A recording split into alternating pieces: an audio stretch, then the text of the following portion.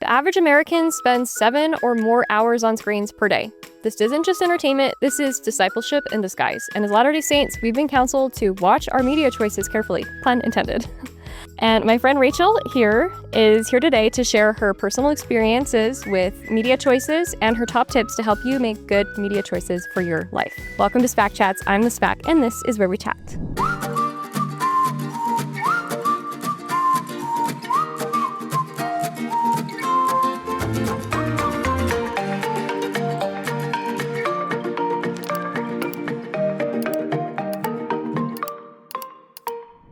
All right, Rachel, today we have my favorite ingredients flavor, actually. The strawberry limeade. It's really good. Electrolytes. Have you tried any of their electrolytes before? My husband tried some other brands, and I thought they were gross, and this is delicious, so. Well, here's the thing. I think most brands use just way too much sodium, so It tastes like you're drinking the ocean. That makes sense. And we have a bonus guest. If you want to introduce her, you can. Yeah, I got my daughter, Margaret. We call her Greta for short. She's going to be crawling around the floor over here. Okay, Rachel, agree or disagree? I have a hot take. Okay. The shows, movies, podcasts you interact with, they impact your mental health, whether or not it's R-rated. 100%. Explain. I think it's like 20 years since the church has specifically said don't watch R-rated movies. And I think it's because, regardless of it, it can affect you. And it's really up to us to, see what the content is and see how that affects us. So, for example, whenever I, have a movie I want to watch, you go to Rotten Tomatoes. I have a parent's guide. And I always check that because it tells you what it's rated for and specifically the scenes that have it. And that's been a really great guide for me to decide if something is okay for me to watch or not. And if I really want to watch it, I'll find an edited version. But even other things like PG-13 movies, those can be even worse than some R-rated movies. Okay, I totally agree. Thanks for the tip about Rotten Tomatoes, because I didn't know that they had that. I have used, I think it's called Plugged In by Focus on the Family. They have family kind of Christian-based guidelines or reviews of movies. But I don't think it breaks down scenes have what and stuff. Isn't specifically Christian based. It's just telling you, this is what it is. And it's says it's for parents guide, but I think it's for anyone. Yeah. Guide for anybody to determine if they want to watch that or not. Yeah, I totally agree. That's really cool. So tell me about your experience with realizing media has an impact on you and your decision to make a change. Honestly, right now, I don't watch a ton of shows and movies. I think it's been a year since I even saw a movie in the theater. I think the last movie I watched was a David movie. Nice. And it was really good. Check it out. I haven't seen it yet, but my daughter went and watched it with my husband, and they loved it. She's obsessed.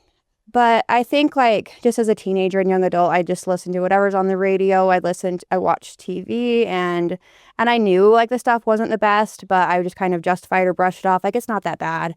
And I think, honestly, I don't think it was until I became a mom that I really started to question what I was watching and listening to, because I didn't want that in my home for my daughters to be listening to. One thing this was a big wake-up call for me is I used to really love listening to true crime podcasts and things like that, because they're fun. It's the whodunit, and I want to see who gets justice, and it's just kind of morbidly fascinating, to be honest. I think it's kind of addicting. It is. But there was this one time I was driving with my daughter, and I was listening to one, and I just had the ickiest feeling about it. And the kind of a guideline I made for myself, I still enjoy those in moderation, but I'm careful to avoid things that are just gory for the sake of being gory and just just for the sake of enjoyment, I guess. Or where it talks about animal or child abuse or anything satanic. I avoid that. And this one, I didn't realize that, but it had it talked briefly about some situations where children were abused, and it just made me feel so gross and so yuck. And I immediately turned it off, and I just said a prayer I don't want to feel this way anymore. I'm sorry I listened to this. And it took me a couple hours to really calm down and get that out of my head. And I had to listen to some hymns on the way back.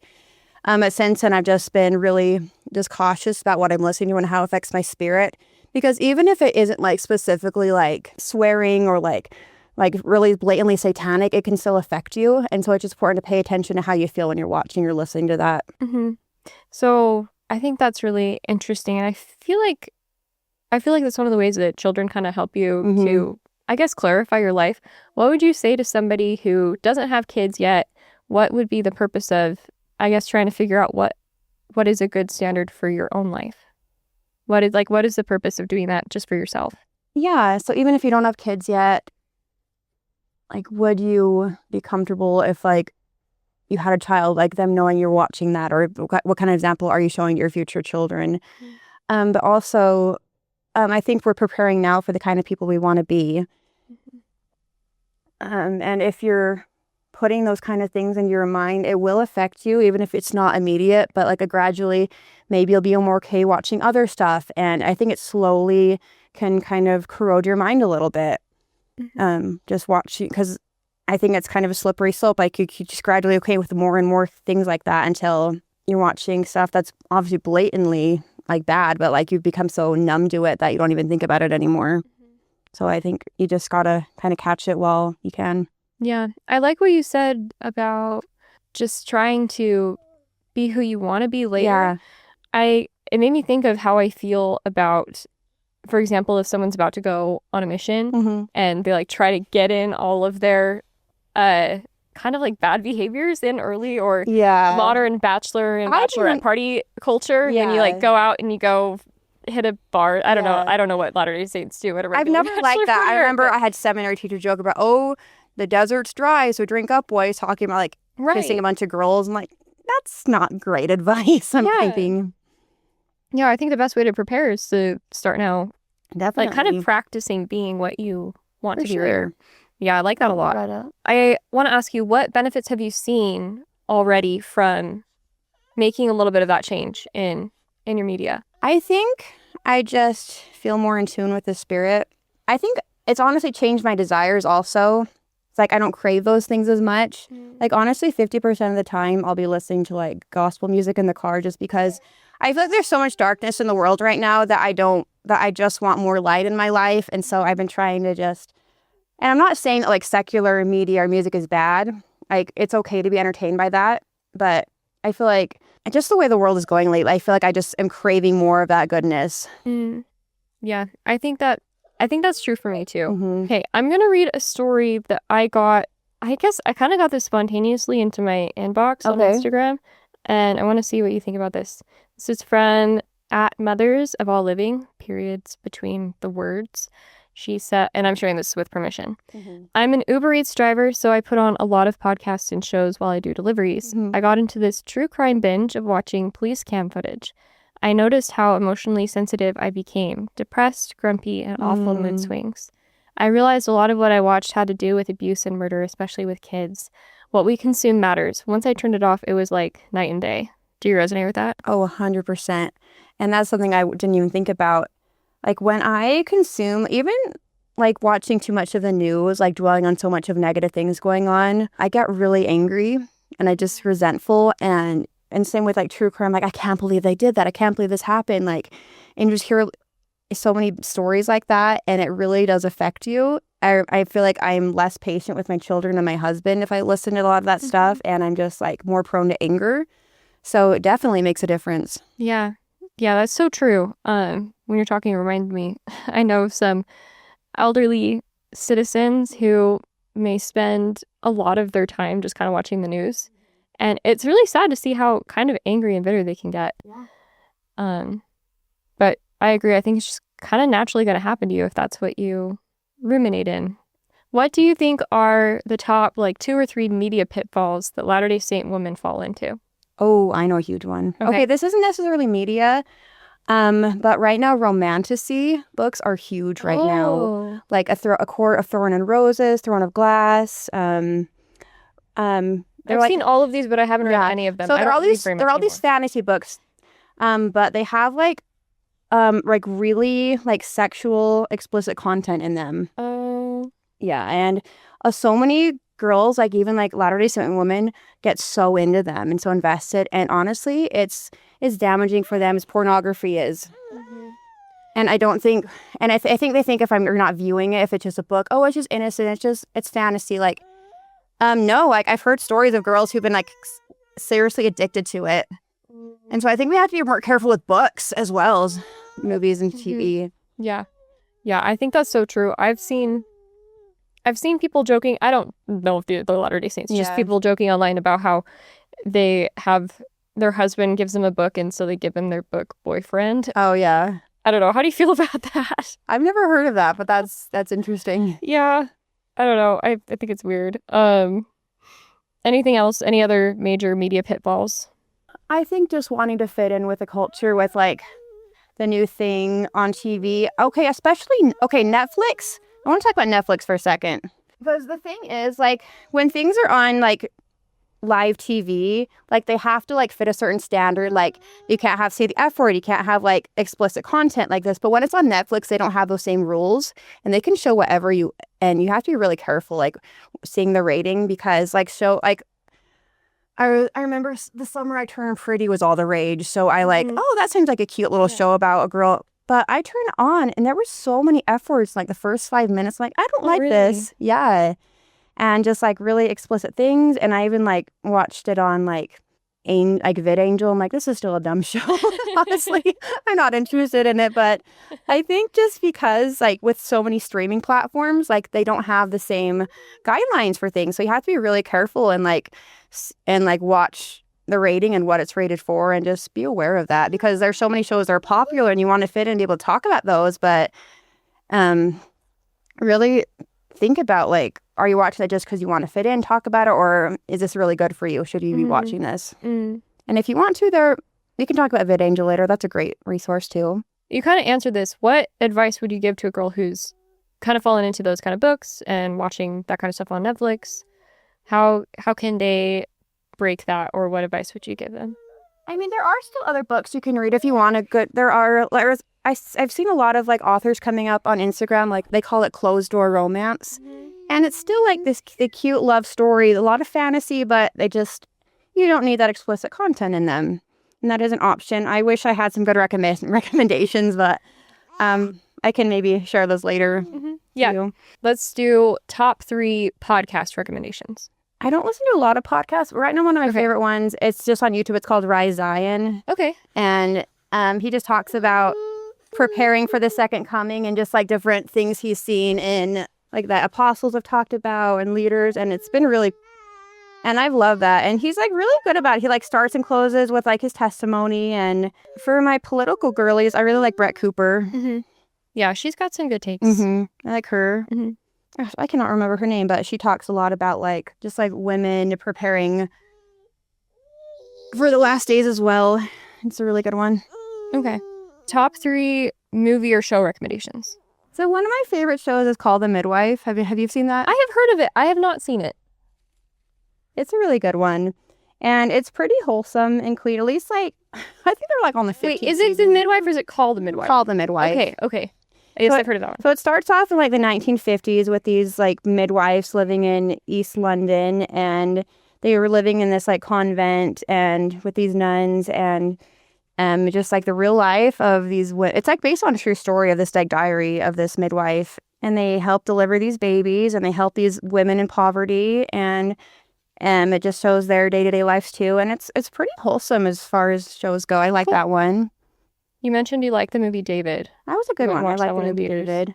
Is that good just for kids, or is it? I think it's good for adults too. I was very inspired by it. I was like taking notes while watching it. Like, this is so good. Like, okay, cool. Yeah. To be honest, I have not seen all the Chosen. I've watched like the first couple episodes, and I couldn't get into it. I need to recommit to watching that. I know. Oh, my heart. I know. Oh, I might have messed up because today I'm going to show a new show that I found, The Promised Land. Okay. Maybe I should have shown you some clips of The Chosen. It's okay. But have you seen The Promised Land? No. If you haven't seen The Chosen, I can't imagine you have seen The Promised Land. So it got released on YouTube. Okay. Like, I think a year ago. They're very much similar to The Chosen's kind of grassroots. Right. Fun, like Kickstarter kind of fundraising situation. Here, I've got a few shorts that will introduce us to this show. Okay. When you enter the land the Lord your God is giving you. The whole nation be like this. Religion. I wonder how he got that job. I wonder if, this is me wondering, and oh, you know what it is? Nepotism. I'd watch it. That looks funny. Yeah, it's so good. Have you ever seen The Office? Yeah, I love The Office. I have seen only a little bit of The Office. Mhm. I'm personally not a fan. Okay. I don't love it, but I get the style. I think it's fun. And Yeah. this is like chef's kiss, perfect. That's amazing. Mesh of yeah. a beautiful style, great Uh-huh. humor, and bringing in biblical stories, which I think is totally fun. But they do have extra biblical stuff, Mm-hmm. including this character that we saw in that little clip who says, "Nobody suspects me." Okay, this is, I think it's this one. Okay, this is about GCC, everyone's favorite. Hang on, let me refresh the page. I am actually not a Hebrew. I am an Egyptian. My name is Chisisi, and I was actually chasing the Hebrews through departed waters when, all of a sudden, my friends disappeared and I ended up on the wrong side of the sea. I love the style. This is fun. Yeah, they got pretty good actors. This guy's so great. But I really like the idea of having an outsider come in, Uh-huh. and he's gonna walk you through what it's like being in like -2,000 3,000 year like situation living Uh-huh. with Moses, going through the wilderness Mhm. and experiencing all the miracles from a very Gentile perspective. So I think that's totally fun. Love Your it. response, anything else about that? I love that because I feel like it really like humanizes these people in the scriptures and gives them personality, and I think that's a good thing. It makes you just relate to them more and want to read more of their stories. I think it's great. Yes, 100%. And I see that all the time in the comment section. We'll read a couple of the comments that refer to that. But yeah, I totally agree. As I've been watching this, I'm like, oh yeah, I think I remember reading that in Genesis. I want to go read that again. Yeah. Did it really happen like that? Because that was pretty wild, actually. Okay, I got 2 more little clips. We've got Miriam. They really humanize her in a wild kind of way. Okay, so Miriam, sister of Moses. His sister-in-law. Well, his sister. Oh wait, his sister. Yes. Yeah. My name is Miriam. I'm Moses and Aaron's sister. I'm one of the few women in the camp who can read and write. I'm also what you might call a musical prodigy. Love it. I want to be friends with Miriam. Okay, they get into it later, but in the show, they're gonna have Miriam and Moses' wife, Zipporah, have like this competition that's only in Miriam's head because she's so competitive.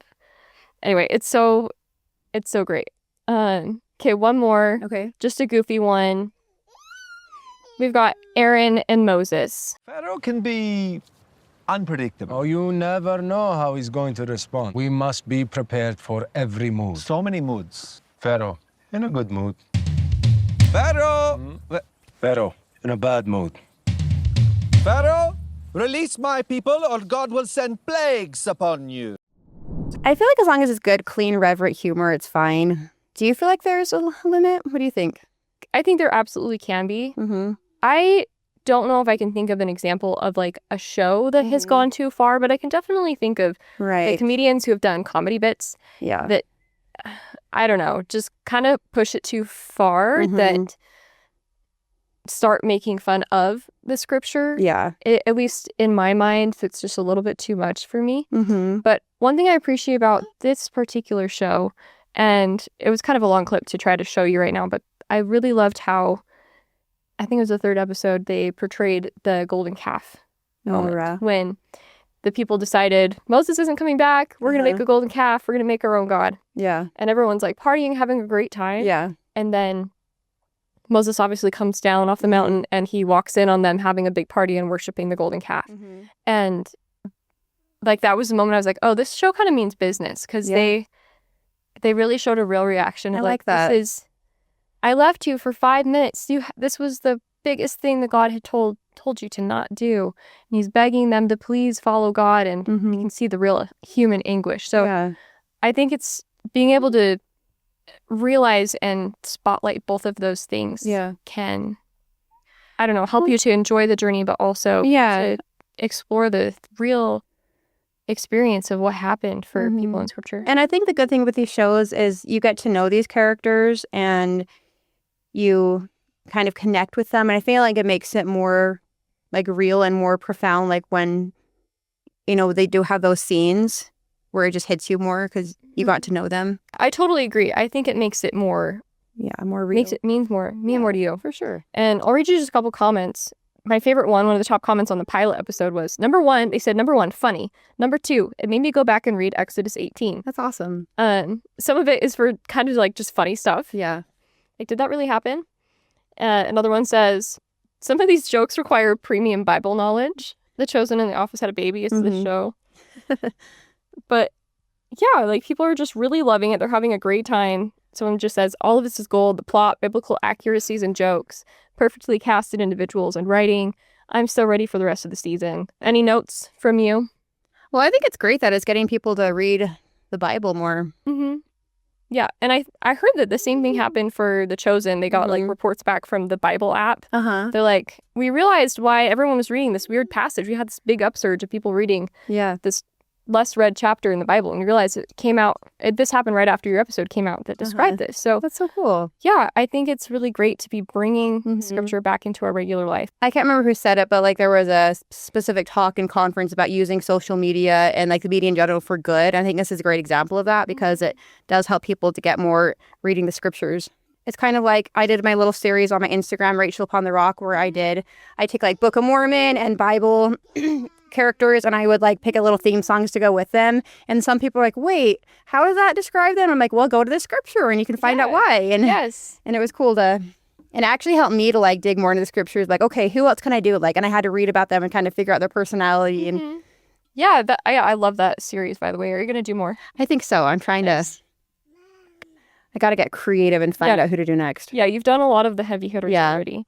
I think it's important, actually, to be making Christianity, living and reading and immersing yourself in scripture to make all of that cool. I think that's important, and not just like we do our cool, fun stuff, and watch Netflix, and then when it's Sunday, we go to church. Yeah.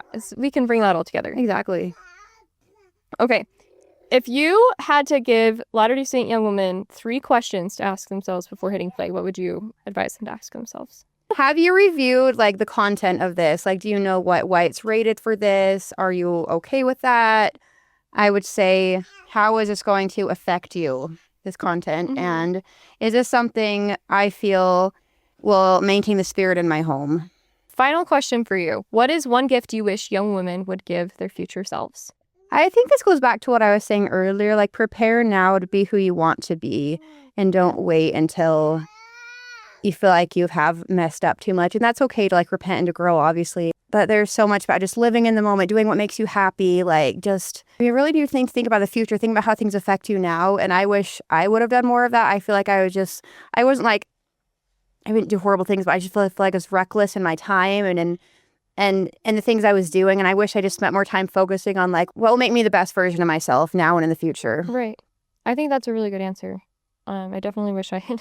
And that goes with what we listen to, what we watch, like, because the things you consume do affect your spirit and they affect who you are as a person. And even though it might not feel like at the time, like it does change who you are. Mm-hmm.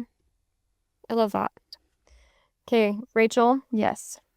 I want to beans the V best on Reddit. What is on that? Latter-day Saint Reddit, just their username. Uh-huh.